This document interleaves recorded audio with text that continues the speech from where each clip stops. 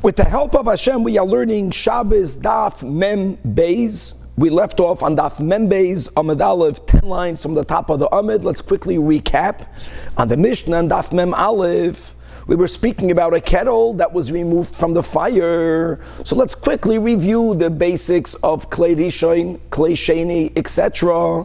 So you have a keli that is on the fire. Anything that's going to be put in that keli for sure will cook. Klei Rishon is in our sugya refers to a keli that was on the fire even after you remove it from the fire, as long as that which is in there is hot on the level of yatzoi ledas boy or hotter. Yatzoi ledas boy means something that's so hot that if your hand touches it, you recoil. It hurts you. Let's halacha l'maisa, it's anywhere between 110 or 120 Fahrenheit. So the Mishnah spoke about the following: that if you remove the mecham from the fire, adding cold water into it, one thing for the cold water to become hot is prohibited. In other words, Klei Rishon is mevashal. That was the Mishnah. And the Mishnah gave a leniency, but if you add cold water in this Klei Rishon, but in a way where the water won't become hot, you're going to make everything lukewarm, that will be permitted. Or the Mishnah introduced putting cold water into hot water that's in a Klei Sheni. So if you have a kettle, you take it off the fire, you pour the water from the kettle into another utensil, that's called the Klei Sheni. So the Mishnah says in the Klei Sheni, you can pour cold water. Now we're going to introduce now a machloikis that we have really in Pesachim. The words are whether we say tata agavar or ila agavar. Does the lower dominate? Does the higher dominate? Which is mamish, as an example, our scenario. You have water. You're pouring water from one keli into another keli. So we also have to know if it's hot and cold, where is the hot and where is the cold? We paskin that the lower dominates. In other words, the whole issue, which was the issue of the Mishnah, where the lower keli has in it the hot water, whether it's a Klei Rishon, whether it's a Klei Sheni. If the lower keli is cold water, and you are pouring water from a hot keli into the lower cold water, as we'll see, really again it's a subject to our machlokes, but we paskin that the lower will dominate, and we'll see whether if the lower again is going to be the hot, whether Klei Sheni is mevashel or not. And we're going to be going through various items. We're going to be speaking about spices. We're going to be speaking about salt. And as we see, there are certain items that don't even cook in a Klei Rishon if it's off the fire. Mitzat Sheni, we're going to learn certain opinions that hold that at least certain items do cook even in a Klei Sheni. If we'll have time, we'll go through a Tosfos on Daf Mem Beis Amud Beis that speaks out the three opinions in the Rishonim concerning Irui Miklei Rishon. In other words, when you speak about Klei Rishon, Klei Sheni, etc., there is something that's in between. The example would be our case. You have water that's coming out of the Klei Rishon, but it touches something else before it entered, before it had contact with the Klei Sheni. The difference between Klei Rishon and Klei Sheni is, according to many Rishonim, that the walls of the Klei Sheni, because it was never on the fire, it cools off that which goes inside of it. Now again, guys, if the content, in our case, if the water in the Klei Sheni or even in the Klei Rishon is not even on the level, not even hot enough that we're going to consider it yatzoi ledas boy, of course it cannot cook on Shabbos. Nevertheless, since the Klei Rishon was on fire, so the contents in there is very hot. When you put it into a Klei Sheni, let's go with this approach, the walls of the Klei Sheni cool down the contents in the Klei Sheni. So now you can appreciate the question when something is coming, something is being poured from the Klei Rishon, but it didn't yet touch the walls of a Klei Sheni. Just for example, you put a tea bag, you put it into a keli, you put it under your urn, you open up the spigot, the water in the urn is water in a Klei Rishon, but it hits the tea bag prior to it touching the bottom, the floor, and the walls of the Klei Sheni. Does the Irui make Klei Rishon have a din of a Klei Rishon? Does it have a din of a Klei Sheni? And again, as we will see, there's really three opinions in Tosfos. And daf mem beis is the big daf where we flip over, we switch over. When we spoke in the beginning of the Pei Kira, we said that Kira has two big topics, Bishul and Muksa. Daf mem beis is where we go from Bishul into Muksa. So we're going to have the Mishnah on daf mem beis, Amid Beis, in which we're going to have two foundational rules. One is the rule that ein kli nitl b'Shabbos ela l'tzoyrech davar hanitl. That's a very important rule. In other words, yes Muksa. Can I move something for the muktzah item? So there is an opinion that holds that no, even if that which I am moving is not muktzah, just for example, in the beginning of Masechtas Beitza, an egg that's born on Shabbos has a din of muktzah / noilad, it may not be moved. Can I move a keli to protect that egg? Can I move a keli to put it under a lamp that has in it oil? At times, some of the oil will drip out. I want that oil not to be lost. Now, oil that's in a lamp is muktzah for various reasons. We'll speak it out when we learn. Can I move a keli to receive the potential spillover of oil? So again, there is one shita that holds that ein kli nitl b'Shabbos ela l'tzoyrech davar hanitl. There are exceptions to that rule. The exceptions will be that whenever there is a commonplace loss, it's called a hatzalah for something that's matzui, then the Chachamim do allow for us to move a keli that's not muktzah, l'tzoyrech something that's muktzah. That's going to be one topic that we'll touch upon today. The other topic that will begin today and will continue in tomorrow's daf is a concept of to be mevatel a keli mehei chanoi. When something is a basis for muktzah, when something is a base, when something is supporting muktzah, at that moment at least, it itself also becomes muktzah. Now, if it supported muktzah when Shabbos came in, then we follow the shita that holds that migoy de iskatzoi bebein hashmashes, it becomes muktzah for the whole Shabbos. But even if something was not a basis for muktzah during bein hashmashes, during Shabbos it became a basis. At that moment, you can't move it. So the question is, here another topic, one shita holds that you cannot make a keli a basis for muktzah on Shabbos because you're being mevatel the keli from it being used. Because while it's a base, it may not be used, and that's how we'll enter this whole yam of muktzah. But let's come back on daf mem beis Amud Aleph. Again, we left off 10 lines from the top of the Amid, going back to Bishul, going back to Klei Rishon, to Klei Sheni, pouring cold water into hot water, pouring now hot water into cold water, as the Gemara elaborates. So Avol Noisein, right, referring back to the Mishnah, as we already spoke out, we reviewed the case, and now we're going to have an elaborate application, more details concerning the case of our Mishnah. Tana Rabbanan, we learned in a Brais. Noisein Adam Chamin L'Tzei Chatzoinen. A person is allowed to pour hot water. Now, is the hot water being poured from a Klei Sheni? No. Here everyone says, even if the hot water is coming from a Klei Rishon, you are allowed to pour it into cold water. And why would you be allowed to pour hot water into cold water, nekuda, across the board? As Rashi points out, because this Braisa holds tato'a gavar, that the lower one will dominate. In other words, when there is this contact now between the hot and the cold, what will happen? The cold will cool off the hot and not the other way around. However, invited in the Braisa, but you may not pour cold water into hot water. These are the words of Beis Shammai. Says Tosfos, look inside the second Tosfos in the Amid. So first of all, like Rashi, let's go from the beginning of the Tosfos, that when Tata Gavar is applied at Kedei Kach, even if the Chamen is coming from a Klei Rishon. I'm reading inside Tosfos, the Chamen l'toich tzoinen einoi mevashel, as we'll explain in more details. And then the next part of the Braisa, when Beis Shammai says that you may not pour cold water into hot water, here comes a chiddush.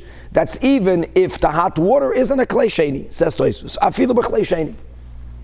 Now, does that mean that Beis Shammai is holding that Klei Sheni mevashel? No. Explains Tosfos. The Gozrei Beis Shammai Klei Sheni oto Klei Rishon. Very important. Furthermore, even though we didn't learn the Braisa yet, but let's read inside the next few words on Tosfos, that Ubeis Hillel the pligi v'sharu tzoinen l'toich chamin, when they do allow tzoinen l'toich chamin, Beis Hillel also subscribes to the rule that tata agavar, and that's taka the halacha. So when we're going to have in a one line in the Braisa that the Beis Hillel holds you can pour cold into hot, that only is referring to klei sheni. And one of the examples of a klei sheni that will be used throughout Tanoim is a kois. So a mecham, which means a kettle, is a klei rishon. Again, klei rishon, not only when it's on the fire, even after you removed it from the fire, as long as its contents are still hot. They are hotter, they are yatzei ledas by or hotter. For Beis Hillel to say that you are allowed to pour cold into hot, because the hot is in a klei sheni. Klei sheni is not mavashal water, that's for sure. And by the way, Beis Shammai also holds that a klei sheni is not hot enough to cook water. Elama, Beis Shammai is machmer. Why? Because he makes this gezerah, like Tosfos explains. And Beis Hillel does not subscribe to this gezerah. So let's now go back inside the Braisa. Beis Hillel oimrim that bein chamin l'toy chatzoinen, whether you're pouring hot into cold, based on the principle of tata agavar. Here again, even if the water is coming from a klei rishon, it's not a problem. It's mutter on Shabbos. Ubein tzoinen l'toy chachamin, even if you're pouring cold water into hot water, but again, into hot water, that's a klei sheni, that will be allowed. That will be allowed. Number one, tata agavar. Number two, water is not going to be cooked in a klei sheni. I'm emphasizing water. Again, we'll see noch in today's daf, certain items, according to some opinions, do cook even in a klei sheni, which is, by the way, like by us, Payel Mamash, when we make a coffee on Shabbos, right, we're not going to make a coffee in the klei sheni, we're going to make a coffee in a klei shlishi. Because we'll see certain opinions that hold that certain items do cook even in a klei sheni. Now, now we understand what Tosfos wanted to emphasize. When is Beis Hillel lenient by saying that when you pour tzoinen inside chamin, tata gavar, that's a problem. You are allowed, that's only if the bottom hot water was in a cup, meaning it's in a klei sheni. Aval ba'ambati, now even on this amid itself, ambati, which is a bath, there are times that a ambati is a klei rishon, which is the case over here. And I want you to know there are times that an ambati is a klei sheni. In other words, they had a bath system. They didn't have water. They didn't have plumbing the way we had it. They would fill up a barrel with water, and there would be some very good heat source underneath it. That was your classical bathhouses, and the water would be warmed up in the ambati. That's the case over here. In other words, what Beis Hillel wants to say is, aval ba'ambati, if you're pouring cold water in a bathtub, right? So then, like this, if you're pouring chamin meaning water even from a klei rishon, inside the bath that's cold now, not a problem, because of tata gavar. However, very clear, but you may not pour cold water into a klei rishon because tata gavar. And even if after a very short amount of time, the mixture of the water will bring the heat to under yatzei ledes, but prior to it getting there, if you began with the hot water in the tata, klei rishon, yatzei ledes by or hotter, the contact of cold into hot, tata agavar would mean that you're going to be now cooking that cold water, which is prohibited biblically on Shabbos.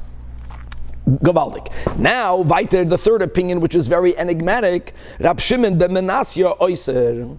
Rab Shimon ben Menasya prohibits. Now, what exactly is he prohibiting? So, as we'll understand from the Hemshech of the Gemara, that the Havamina is that he holds that you are not allowed to pour, right, hot water into a cold bathtub. Almost mashma that he's saying that to some level, right, ilo agavar, or even if tata gavar, nevertheless, right, you can't do it, and that will have to be clarified in a moment. Now, first of all, Amar Rab Nachman, I want you to know that halacha is Rab Shimon ben Menasya. Not just another opinion, but we follow this opinion. Now asks the Gemara again, based on the Havamina, that Rab Shimon ben Menasya is speaking about pouring hot water into the cold bathtub, and he's being machmer by saying you may not do it. So, what about a seifel? A seifel is a wash bin. Now, a bathtub, like we mentioned, sometimes we'll see noch here on this daf that sometimes a bathtub could be a klei sheni, but generally the bathtub is a klei rishon. Okay? Now, the difference between a cup and a bathtub, what will be the basic difference? If we're going to say bathtub is a klei rishon, a cup is a klei sheni, bathtub is a klei rishon. Number two, that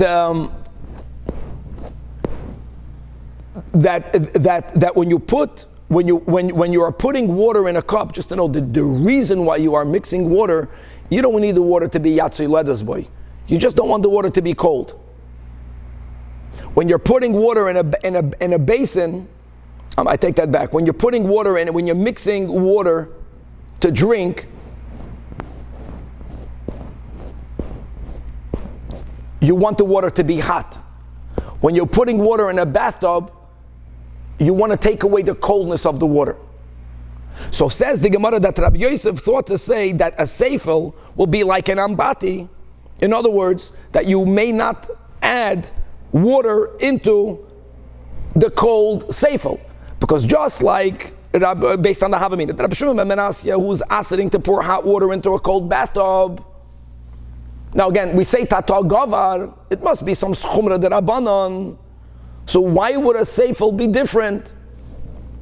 Even though, my friends, even though the seifel is a klei sheni, but nevertheless it should be asur midrabanan, because he's speaking about a case where the bathtub is cold. So who cares whether it's a klei rishon or a klei sheni if the bottom water is cold? And yet Rab Shimon ben Asya says that it's asur. Won't make a difference if it's being poured into a seifel, if it's being poured into a yambati.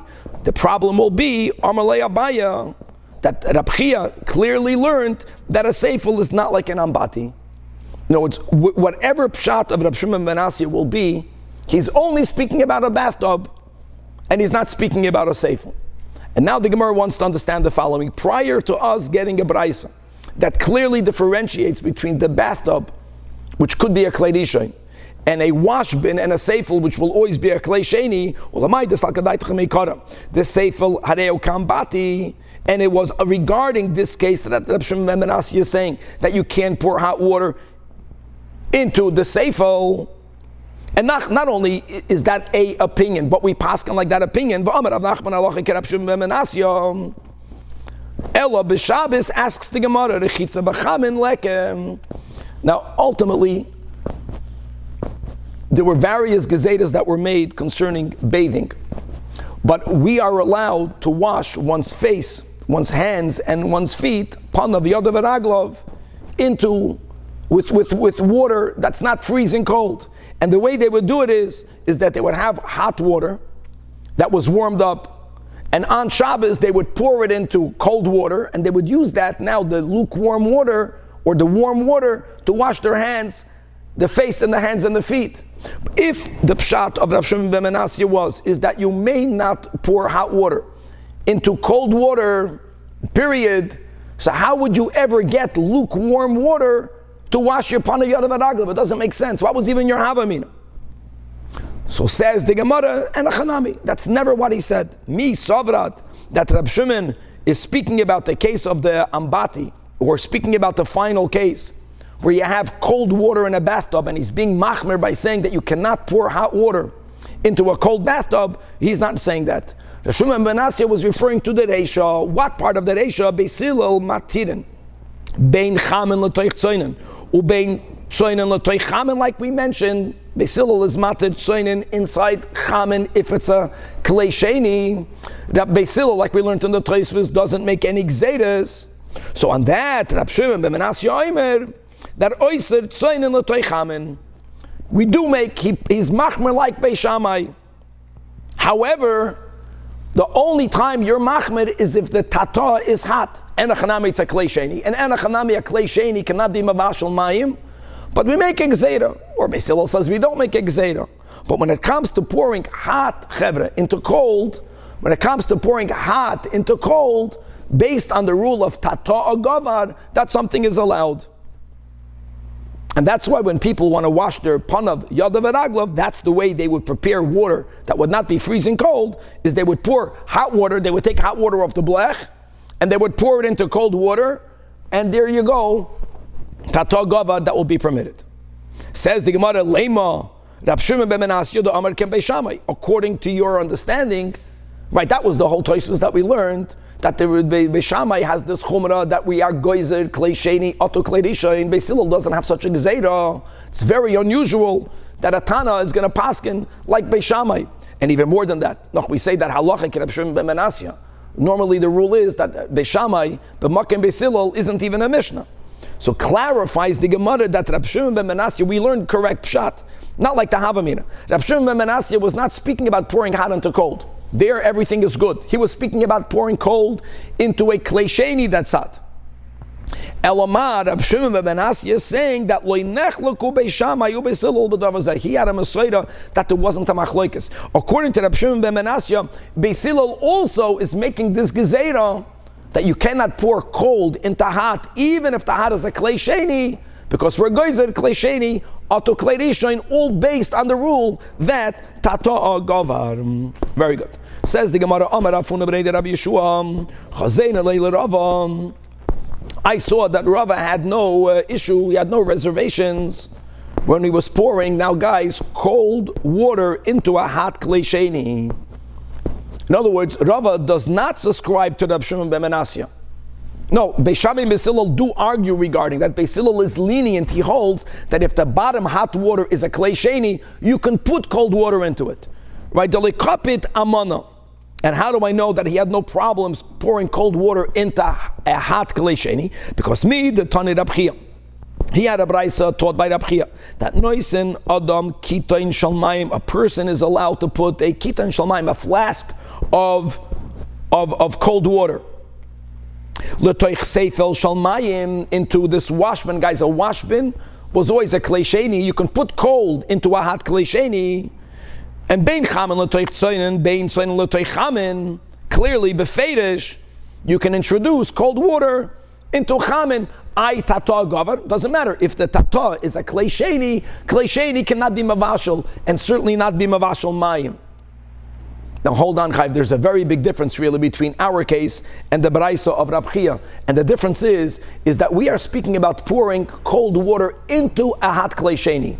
Water into water, membase. Here, the brayso is speaking about putting a keli. It's like today, where you have a bottle. So the milk is in the bottle. You're putting the bottle in a klei sheni. That's much less problematic, you understand, because there is already something that is separating the bottom klei sheni and the water in the bottle. Hold on. Dilma, the reason why Rab Chia was lenient, Shani Hasam, because the mifsa keli. Verstehst? So the Gemara says, no, that the girsa that Rava had in the brayso was not speaking about putting the keli itself. It was about pouring the water. Amalei ma'ara itmar, pouring.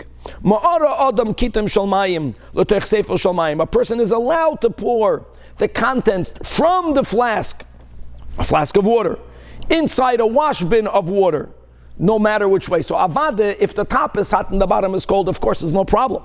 The Braisa but is saying explicitly, not only chamen l'toich tzoinen, but even tzoinen l'toich chamen, is a raya that Beis Hillel and Beishamai do argue, and we here will paskin like Beis Hillel. Since klei sheni is not mavashal, we don't make exera. Taka tata gavar, but if the tahat in the tata is a klei sheni emavat, we don't make zaydas. You can pour cold water into the hot keli. Okay, so atkan this question of gezeda. At least we have the basic principles. Klei rishon is mavashal, klei sheni cannot be mavashal, and whenever there is a mixture of hot and cold, even when there's a problem, you have to make sure that the problem is only when the tata is hot, because the tata dominates. If the hot from klei rishon is coming from the top, then because of the rule that tata gavar, b'chlal, it's not a problem. I just want to add something, that there is, we'll learn the Tosfos later. The Tosfos that we're going to learn, God willing, later will be connected a little bit to this topic. We gave an example of putting a bottle, which is something very real, putting a bottle inside to warm it up for a baby. Or for coffee in the morning.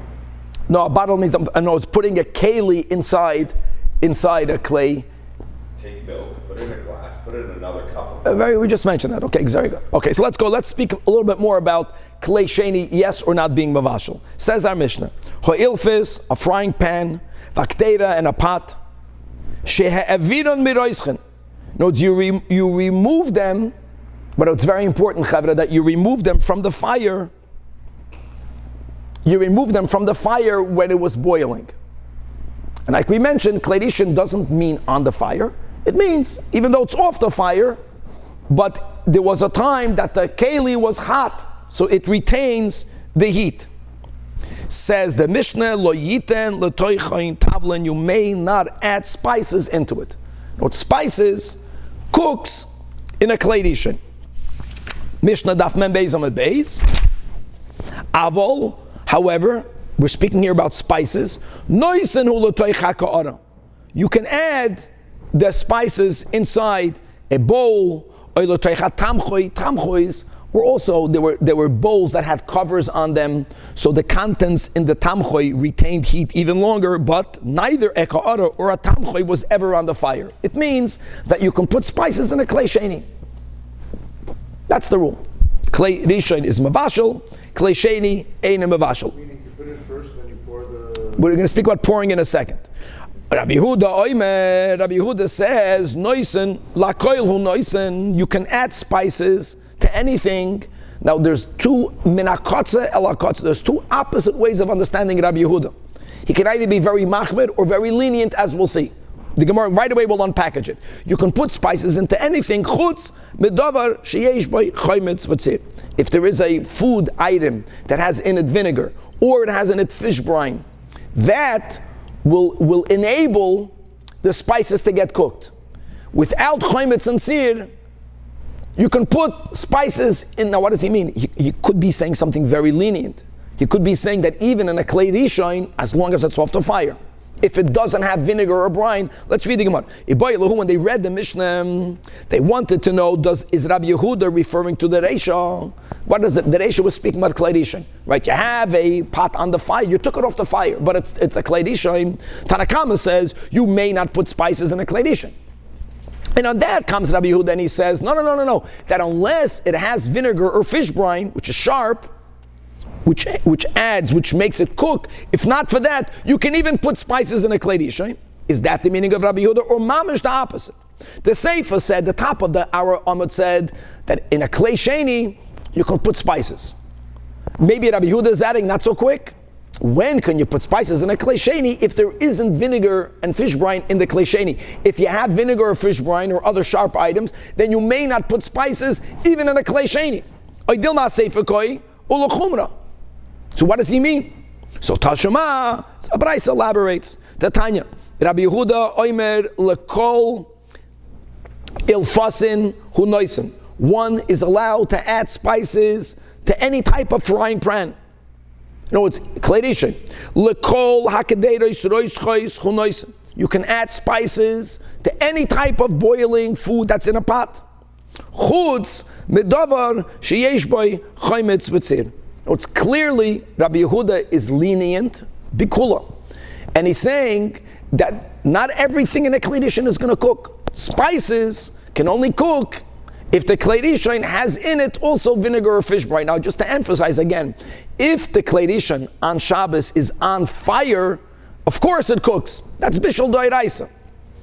The whole klei rishon is that it was on the fire, now it's removed from the fire, even though when it was on the fire it reached boiling, so the contents in it will remain hotter for longer. On that Rabbi Yehuda is lenient concerning spices. Okay, says the Gemara, that Savad now the Amoyre Rav Yosef to say, that Melach is like a tavlin. Now, 1 second guys, just let me take a step back. We were just discussing Shitas Rabbi Yehuda. What's clear from the Tanakama does not differentiate between vinegar and brine or not. They make a very simple rule. Spices will cook in a klei rishon as long as it's yatzoi ledas boy or hotter. Spices will cook in it, and spices will never cook in a klei sheni. Nekuda. They're very simple. We're going to follow the sheet of the Chachamim, the Roiv. And on that, says Rav Yosef, salt will be like spices. They cook in a klei rishon. They don't cook in a klei sheni. That's what they thought to say. Melach harei ketavlin. The b'klei rishon bashla. B'klei sheni is loy bashla.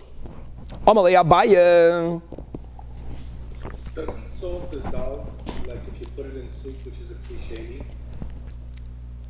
And therefore, You're cooking. You're changing it. You're when you dissolve something in a non-discernible way, like putting ice in, not leaving ice in a bowl, but putting ice in a cup of water, since it's not discernible, we are allowed to do it. We put ice in a cup. You're cooking the salt. No. The heat No. is causing the salt. If you put pepper in soup, No, that's not true. The dissolving doesn't mean that it cooked. Doesn't mean that it biblically cooked. It means it dissolved. Again, I might raya from ice. Ice dissolves, didn't cook. It's freezing cold. Dissolving and cooking are not the same. The issue is changing the form of something. So again, when it's not discernible, it's not problematic. The issue of dissolving, whether it is of salt or of coffee, is that is a whole different topic. Like, how do we view salt? How do we view coffee? Do we view it as a solid? Do we view it as a liquid? That will have a lot of consequence according to our chumras of what a klisheni could cook. And we hold that if something now like coffee, or let me go to sugar, even though that now it's a solid, since it's meant to be dissolved into liquid, l'chumra, we view it like a liquid. Right, by ein, we're not going to go into right now, but ein bishul achar bishul, by davar lach, but yesh bishul achar bishul, by davar, ein bishul achar bishul, by davar yavesh. Right, that we're machmed. If it's mama's dry, but if it's something that's lach, there is bishul achar bishul. We're getting off topic, but you mentioned also the coffee. It's similar to your salt. It was already cooked. Forget about this whole topic. If it already got cooked and ein bishul achar bishul, what's b'chlal it doesn't recook again? The answer is that something that's meant to become coffee, that's a great example. It's meant to become the coffee. We don't view it l'chumra. We don't view it as a davar yavesh, even though it's yavesh, even though your instant coffee was already cooked once. We're going to say l'chumra yesh bishul achar bishul. Why? Because it's a davar lach. How is it a davar lach? Because it's meant to become a davar lach. But let's come back over. Now we got completely off. So the Mishnah Tanakama is very simple. Klei rishon mevashal spices. As long as the klei rishon is yatzir lettuce or hotter. Klei sheni, no matter how hot it is. Klei sheni is not mevashal. So Rav Yosef says that's the din of salt. Amalei Abaye, no, not so quick. Tani Rab Chia, Av Abraisa from Rab Chia, melach eina ketavlin. Now listen to this version. That melach, the klei sheni nama bashla. Wow.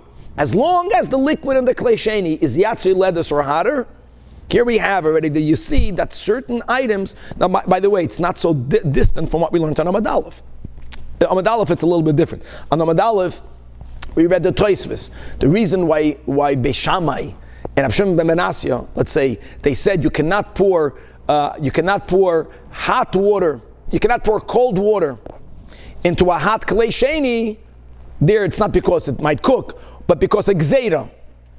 But they were goyzer. You can't pour cold water into a klei sheni, hot klei sheni. Here we're saying more. Here we're saying not only a gzeira, we're saying that melach is something that is able to cook even on a klei sheni.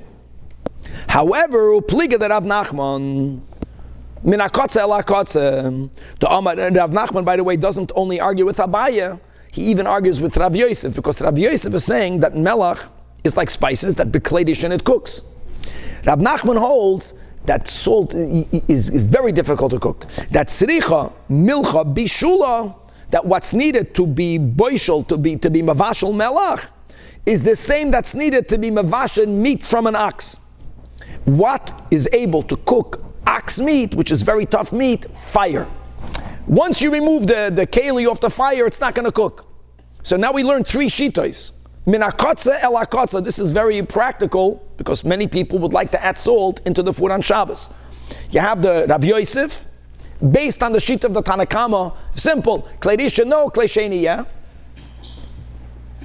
I want to give another nuance. I know we're diving into the sugya. When we say klei rishon, klei sheni, so normally, like we described, whatever was on the fire was the klei rishon, even though you removed it from the fire. And then when you poured its content into another keli, the other keli is cold. The walls of the second keli cooled off the contents. That's called a klei sheni. There is a concept in halacha of a davar gush. Now, there's solid and then there's a davar gush. Davar gush is like cholent, like a potato. There are certain items that halachically, they mamish retain their heat even though you put it into another keli.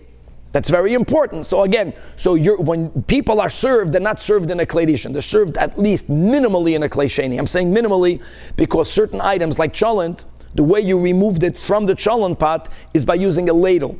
And there's a big debate all the way into halacha whether the ladle is considered a klei sheni, which will then render your bowl into a klei shlishi, or since the ladle goes into the klei rishon, so the walls of the ladle or the ladle gets heated up in the klei rishon, it therefore is also dinoi ke klei rishon. We're just touching on these topics. If that would be the case, again, even according to Rabbi Yosef, that says that salt cooks on a klei rishon, davar gush, dinoi ke klei rishon, then you can't put salt on your cholent. You get that? That's very important. I'll go more than that. If we're going to paskin, my friends, let's speak about soup. If we're going to paskin that the ladle has a din of a klei rishon, if we're going to go that way, which means that the soup that you have in your bowl is a klei sheni. Even though you didn't pour it from the pot into the bowl, you use the ladle, but the ladle goes into it. So if your bowl is a klei sheni, so then according to Abaya, right, the Machman here, quoting Rab Chia, you cannot put salt, not even in your klei sheni. Now, by the way, even according to this Chamerdik opinion, you can put salt in a klei shlishi. But is your bowl of soup a klei shlishi? That's a machloikis. But you know what you do? You know what we do with Poyel Mamish? If you want to add salt to your soup, that's the way we paskin. Is you put your spoon in and you take some soup out of the bowl. So, even though we said by the ladle there is a machloikis, whether it takes it down a notch, between the ladle and now your spoon, which also goes into the bowl, that's for sure a klei shlishi. And now you add the salt into the spoon, and then you put it back into your bowl, and then you can mix it around. But anyways, here we have, that's the yesoid over here. We have 3 shitas by salt.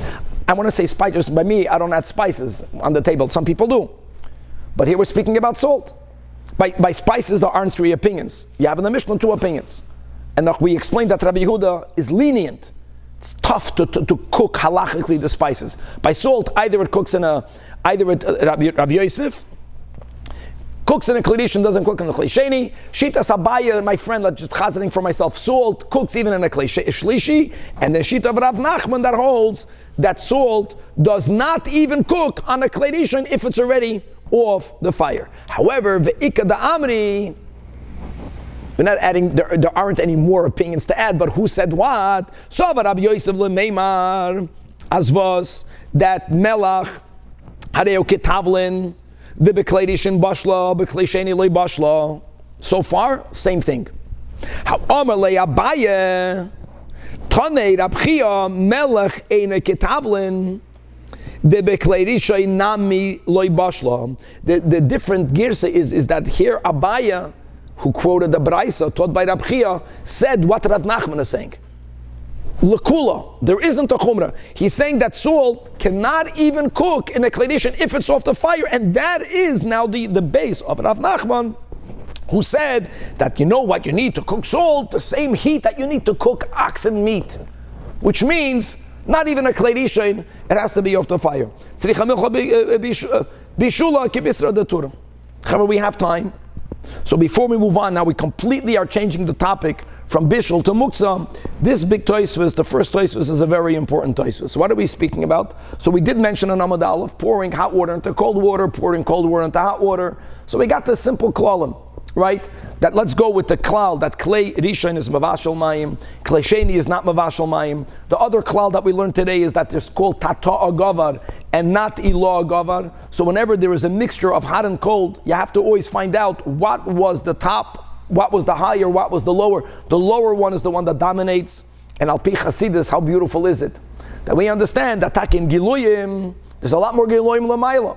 But when it comes to the kavana, which is connected to the atzmus, tata gavar, dira betachtoinim, the importance of being over here.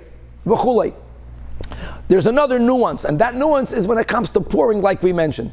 When water is being poured from one keli in the other, so even though it's coming from a klei rishon, prior to that water touching the utensil that's underneath it, prior to it being received in the klei sheni, it's called iroi miklei rishon. It's being poured from. It's not in the keli of the rishon, but it's not yet in the keli of the sheni. What status does that have?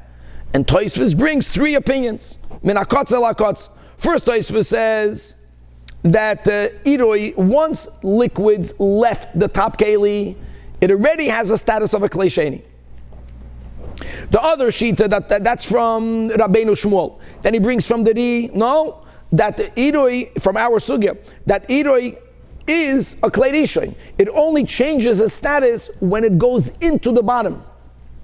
Prior to that, it has a din of a klei rishon. And then Tosfos brings a third opinion.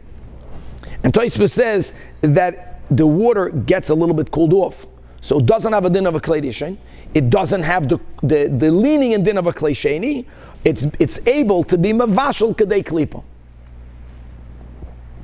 Now let me give you a very important, in other words, it cooks a little bit. Again, we're speaking obviously where you need tata gavar, but to add one detail, if it cooks kadei klipa on Shabbos, who cares? Cooking is asad, I don't care how much, you cooked.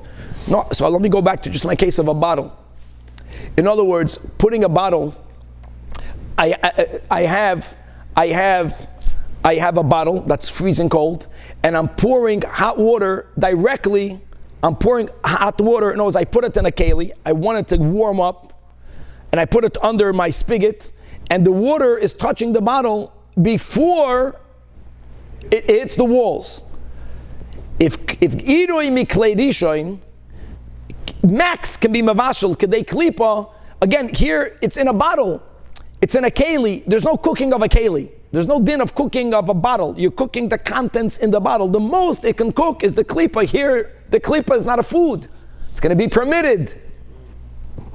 Okay, very good. Chavra, now we're making a big move. We're moving on, and this will go until the end of Perek Kira. The fourth Perek is going to come back to Hatmana. It's going to come back to the laws of rabbinic cooking. But now let's dive into Muktzah. And this is such a huge topic that the only way to start is from the middle. Let's just dive into the case of the Mishnah. Says the Mishnah, Ein noisnin kli tachas haner. On Shabbos, you may not put a keli, a utensil, under a lamp. Why would you want to put a keli under a lamp? Lekabel boyas hashemen. Because sometimes some of the oil that's in the lamp will drip out, and you don't want to lose that oil. You may not put a keli underneath it. Now let's go step one and step two. Step one is oil that's in a lamp on Shabbos. Oil that was in a lamp when Shabbos came in remains muktzah. Number one, the oil in a lamp was designated for the lamp. It was designated for the lamp. It was designated for kindling. Lighting is not something you may do on Shabbos. So that's one reason why the oil in the lamp is muktzah. Number two is because even though the oil in the lamp, let's speak about a clean lamp, theoretically, what happens if you're missing a little bit of oil in the kitchen during the week? Some people maybe would have taken some of that oil out of the lamp and they would have put it in their salad. Even if that is your halach yelech, that is something that biblically may not be done on Shabbos. Because like we learned that before, if you remove oil in the lamp on Shabbos, you diminish the life of the fire. Now there's less oil. Less oil means that you are extinguishing the lamp. So Kaidem called the oil in the lamp is muktzah. What the Mishnah is saying is that you would like to catch muktzah. You can't move a keli to put it under the lamp. Question is why? And now we're going to learn today the Rashi. And Rashi is going to give us two very different approaches to the understanding of the reason of the Mishnah. And we're going to focus today on the first one, and we're going to continue tomorrow on the second one. But let's mention both reasons. Reason number one, I want to read it from inside the Rashi. One understanding is because of the rule, Ein keli nitel ela l'tzoyrich davar hanitel. Oil is muktzah. My drinking cup is not muktzah. But just because it's not muksa doesn't mean I can move it for anything. If the reason why I am moving the keli is in order for it to be makabel muksa, you can't move it for that. That's called ein keli nittel ela l'tzoyrech davar hanittel. You can move a keli that's not muksa to use it. But even if you're using it for something else, the something else cannot be muksa. Here you're using it to chap oil. Oil is muksa. That's one way of understanding the Mishnah. And then there's another way of understanding the Mishnah, also brought down in Rashi. And that other way is that when the keli, if the keli that you put underneath the lamp indeed will receive some of the oil, when that oil is in the keli, like we mentioned, the oil to begin with is muktzah. We gave both reasons. While that keli has muktzah oil in it in itself becomes muktzah, even though it didn't have the oil in it bein hashmashas. Even though if the oil later will be removed on the Shabbos, it will no longer be muktzah. But while a keli has in it muktzah, while a keli is now a base for muktzah, it is now muktzah. So you're moving a perfectly non-muktzah keli, you're putting it under the lamp. If the oil is going to drop in there, then the keli will become muktzah. So you're being mevatel the keli from it being used, and that's also something that may not be done midrabanan on Shabbos. These are two different ways of understanding the Isser in the Mishnah. So again, either because ein keli nittel elo l'tzoyrech keli hanittel, or because you're being mevatel keli mehechani. Let's become familiarized with these two themes, and again, today we're going to focus be'ikr on the first one. Well, if you have no need for the keli at all on Shabbos, it's not muktzah? Doesn't matter. Very good, Samach. No, doesn't matter if I have no other need.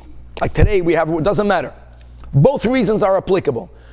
My cup, my paper cup, I have 100 of them. If oil will fall in it, then I can't move it. I was mavatal the keli. Mehechani. Okay, back in the Mishnah. Now, all of this, both reasons only explain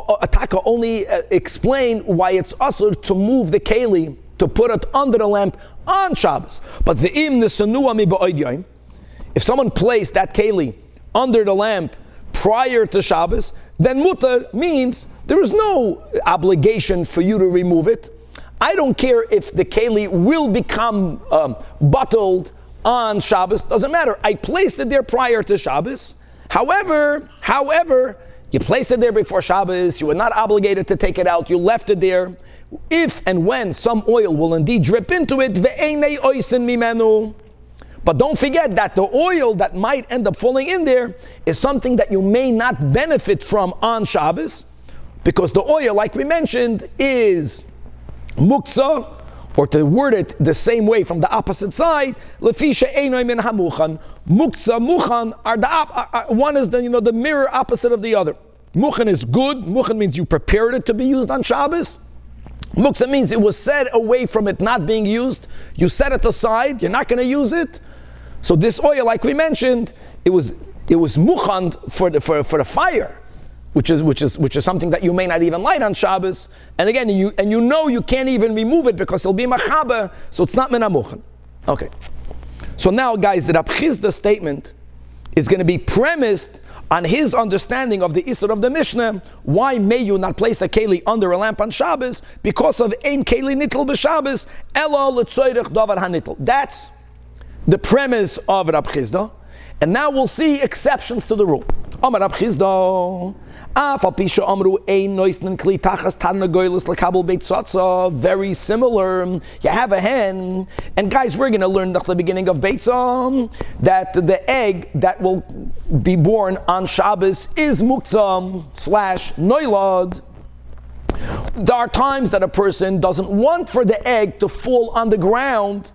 They want the egg to be safer. So Rab Chizda said, very similar to our Mishnah, that on Shabbos, when the hen is laying the egg, you may not put a keli underneath it to be mekabel the beitzah. And again, the reasons will be the same. Let's follow. This will be their understanding of Rab Chizda, because ein keli nitl b'Shabbos elo l'tzoyrech davar hanitl. The egg is muktzah. So if you can't be noitel the egg, you can't move a keli for the egg. But here there's a leniency. And I will have to understand why. When the egg is on the ground, people might step on it. An animal might step on it. It might break. You are allowed to move a keli on Shabbos and to, cover it, protecting the egg. The question will be why.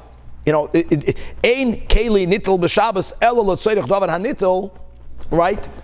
That should disallow, that should asir both scenarios. Amar Rabba, that's his question. My tama de Rab Chisda. Let me just say this out by heart. So here, even though midrabanan ein keli nittel b'Shabbos elo l'tzoyrech davar hanittel, there is going to be a very important exception. What will that exception be?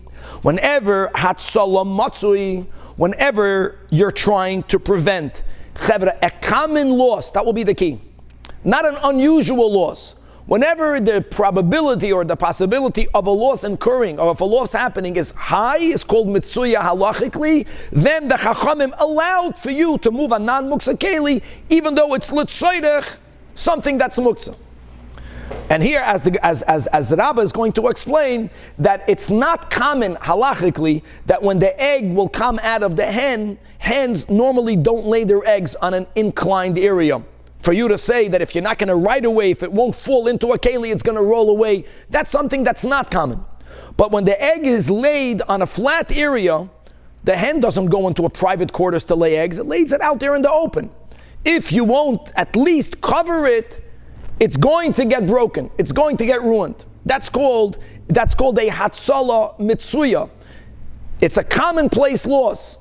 And since it's a commonplace loss, the Chachamim opened up. They made an exception to this rule, and now you are allowed to move a keli. All of that is Rabba's explanation in Rab Chisda. So Amar Rabba Tam Rab Chisda, Kosavar, he holds, Tanagoyles asuya lahatal b'tzasa ba'ashma. It's common for him to lay his eggs on a trash pile. In other words, in an area which is, so to say, outside or outdoors. Many people can be there.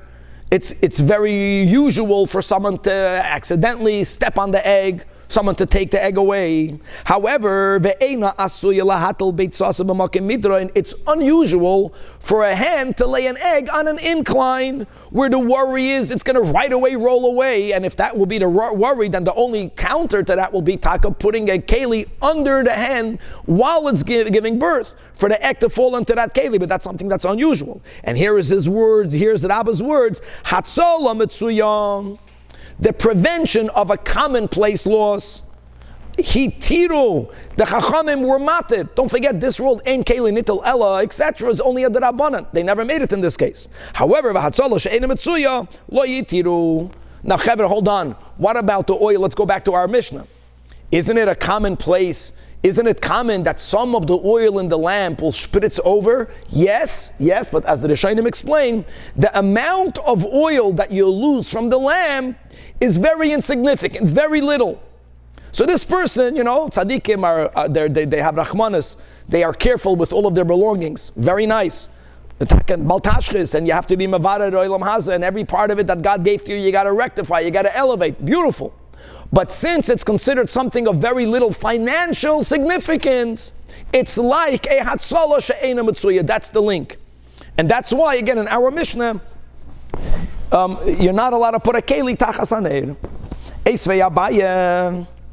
Now guys, all of this is all predicated on Rab Chisda's understanding that our Mishnah is because of ein keli nitl b'Shabbos, ela l'tzoyrech davar hanitl. That's important, because being mevatel a keli mehechanoi, you don't need to give any of that explanation. Don't forget, when you're putting a cup over an egg, you're not being mevatel the keli mehechanoi at all.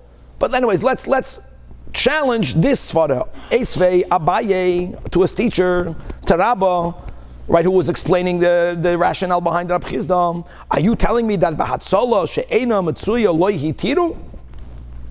Lo yitiru, to move a non-muksa keli, even l'tzoyrech muksa? It's not true. And we're going to go through many cases. We'll go through some today and we'll continue more tomorrow. V'atanya, we learned in a brayso, nishbar olei chavish shel tevel b'roish gagoy. What happens if on your rooftop you have a barrel of tevel, for example, with liquid, right? It's a barrel. So you have oil or you have wine, and you b'chlal did not separate trumas or maasros. And as we know, that separating Trumas u'Maasros on Shabbos is also midrabanan, and therefore, Tevel, you cannot rectify it on Shabbos, so Tevel remains muktzah.